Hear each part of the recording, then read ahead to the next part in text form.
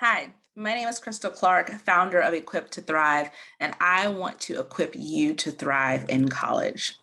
Now, one of the things that I encourage people to spend time doing is getting comfortable with being alone. Not lonely, but alone. Just spending time by yourself because college can be full of noise. So many people and so many events.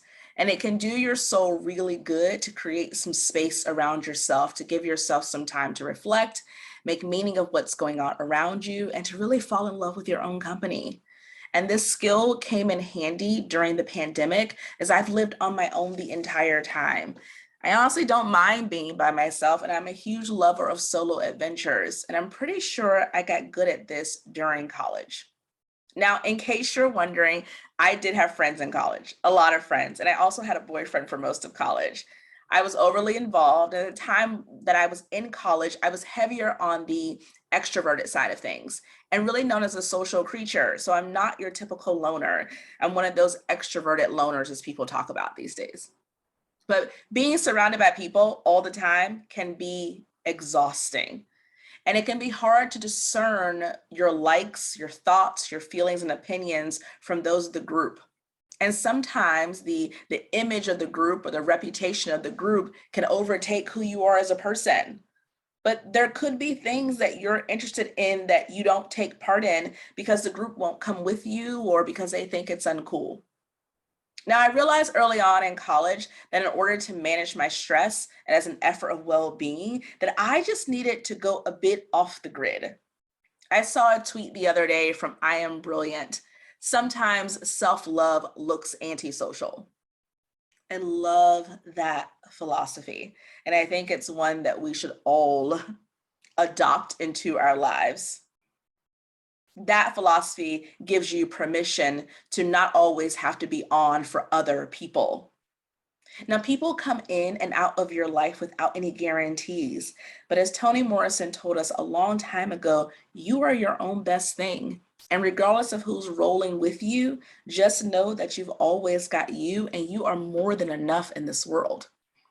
Now, here are some things that you can do to start cultivating your alone time, your spending time with you for you. Number one, study alone. Find a classroom, a space in the library that's not populated by friends. Go to an off-campus coffee shop, put on your headphones, and get really lost in your work.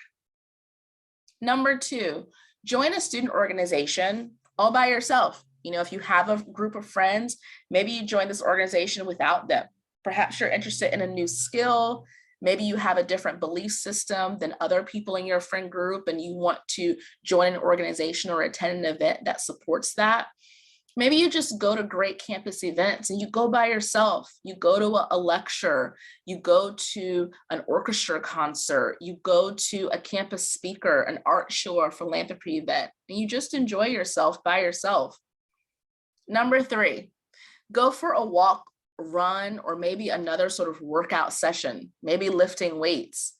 I was lucky to go to college in Colonial Williamsburg, and I take a walk or a jog on what we call Dog Street. It's actually Duke of Gloucester Street, and that was exactly 1 mile.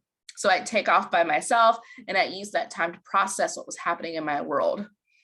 You can go to the gym. I used to make an appointment with an elliptical machine and sort of elliptical my stress away and really use that time to reflect on different things that were going on around me or different problems that I needed to sort out for myself. Now, Tinks has now defined it as a rich mom walk. But when I was in school, it was just a stressed student stroll, SSS, please come save me. But you can take one of those around campus, around the neighborhood, around your campus, just to sort of spend some time with yourself and getting in tune with yourself and becoming more aware of how you feel and what you need at this point in your life. Now, also there was a local theater in Colonial Williamsburg. And so my next tip is that you go and see a movie, an hour or two, or these days, 3 hours in the dark with some popcorn, some Raisinets, that's my chosen candy. And when I turned 21, a glass of wine. It did a lot for my mental health. Movies are great places to feel all the feels. You get your belly laughs, and you can also get your deep cries. And sometimes you need a deep cry. Go on a field trip is my next tip. What's around you off campus? Now, if you don't have a car, is there a bus or a train or Uber or a Lyft that can transport you? I would catch the free bus, go to the outlets, do some shopping, grab some lunch. Is there a museum nearby? Is there another tourist attraction? Go off and have a local solo adventure. Are you near another college campus? Students often laugh at me, but the college campus that I work on right now is surrounded by a couple of other college campuses. And I'll suggest to them, how about you hop over there? Hop over there and be a well-behaved stranger. Don't cause any disruptions. Check out the food that they offer on campus. Maybe there's an event that's open to the public that you can go to. And maybe just breathe some different air, see some different people, be alone in a crowd. And a safe environment, that's another college campus. Now, this is amazing, especially if you're on a campus that has a lot of green space. Take a blanket, take a book, and sit down on that green space and take it in.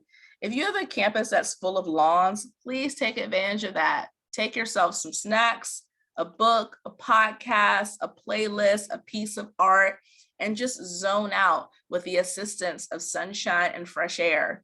Remember, we're all complicated houseplants, and a lot can be reset about how you're feeling just by getting some vitamin D and some fresh air. The next for me is really important, and I still do this one quite often, but I take a personal day of grooming. I get my hair done, I get my nails done, I get a pedicure, whatever else you want to do for upkeep. And that can be do it yourself or it can be professional, but just go off and take care of yourself in that way. Pick a restaurant. This one usually brings a lot of people sort of the heebie-jeebies, but pick a restaurant and make a reservation for one. When I travel, and I often travel alone, this is one of my favorite things to do, but I'll find the best restaurants in town. I'll make a reservation for one.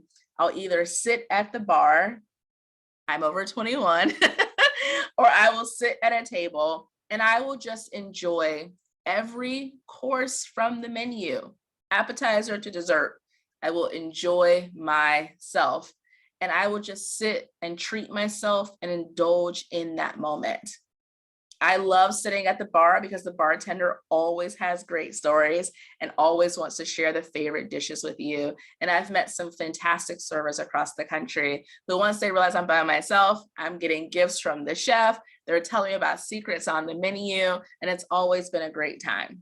You can do that too. Or maybe you're just rolling to your favorite dining hall and grabbing a table and really sitting down and taking in the moment, eating one of your favorite college snacks. But don't be afraid to go out there and eat alone. It's actually quite fun. Now, Friday night is mine. One of my other amazing things that I would do every Friday night in college was that I would spend time by myself on Friday evenings or early nights before the hullabaloo of the weekend really got started. I'd close the books, I'd order my favorite Chinese food from Mr. Lou's in Williamsburg, I'd shower, I'd put on comfy clothes, and I'd watch a movie or I'd read a book. It was simple, it was affordable, and it was mine. Now, I saw a TikTok recently by a woman who was spreading the good word and the gospel about the power of spending Friday night in and by yourself. I am such a firm believer in this philosophy. I've practiced it for a long time. I still practice it now. I always try to not have anything to do on Friday night if at all possible. Friday night is for me. I want to decompress the week. I want to slow down. Now, here's the thing that a lot of people won't say to you when you're in college, but I want to say it to you right now. You don't have to go out. You don't have to go to the party. You don't have to stay at the party until last call. You can leave when you want to, or once again, you don't have to go at all. I know there's a lot of peer pressure. You're worried about FOMO. What are other people going to think? I have to go to all these events, right? I have to get dressed up and go out and walk to college parties, which are the walking and the heels and the cold, depending on where you go to school. And maybe sometimes you don't want to go. It is totally okay to choose yourself and to make a really powerful and positive decision for yourself and say, you know what, I'm not going. And if you are at that party and you're like, I'm over it, and you're 60 minutes in and you're like, I don't want to be here anymore, it is totally okay to peace out and go home and put your feet up and enjoy the rest of your night. You can do all of that. And I want you to own those decisions for yourself. It is okay to go off the grid safely for a bit. We live in a world where we are expected to share every detail and post out every minute of the day. And you know what? You don't actually have to do that. You can take time for you with you. And notice I said safely. At least one person always knows where I am. So try to have that person for you in your life. Even if it's your RA, it's your roommate, it's another friend. Is there a way that you sort of let people know through a text message or social media that you're okay? You can do that, right? Let someone know that you're okay. Now, there's often this worry that people will stare at you if you're out in the world alone. You're like, who cares? In my experience, that's not the case. And if it is the case, most people just marvel at your ability to be able to take on the world as a solo act. I've gotten treated really well in some incredible restaurants across the country at my table for one, or sitting at the bar chatting it up with the bartender. If you do know that people are judging you, then you have to remember that that's their mess. And why is their life so empty and so boring that it's revolving around little old you? They are projecting.